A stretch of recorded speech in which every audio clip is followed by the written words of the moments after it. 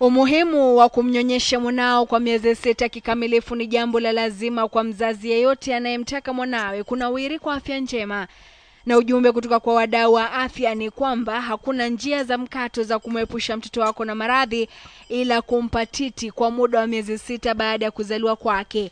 Kinachozua hofu hata hivyo ni kuwa ni 32% pekee ya kina mama hapa nchini wanaonyonyesha wanao kwa muda unaotakikana wa miezi 6. Lakini hapa nchini changamoto kuu ni kuwa kina mama wanaofanya kazi wanalazimika kuwa afisini kwa muda mwingi na hivi kukosa nafasi ya kunyonyesha.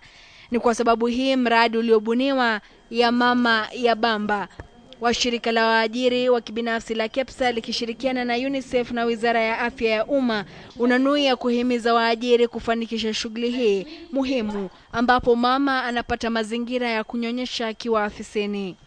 Kitu moja ambacho tumeangalia na tukaona kwamba itatusaidia kufaulu kupunguza vifo vya watoto ni kuendeleza kunyonyesha kwa watoto.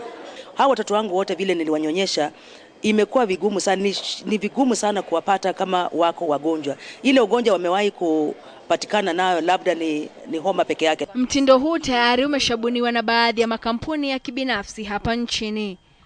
Wanaume vile wanaomba kuwaunga wake zao mkono kwa shughuli hii muhimu.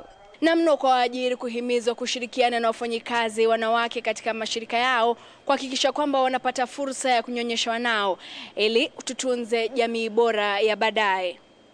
Carol Nderi, KTN, Nairobi.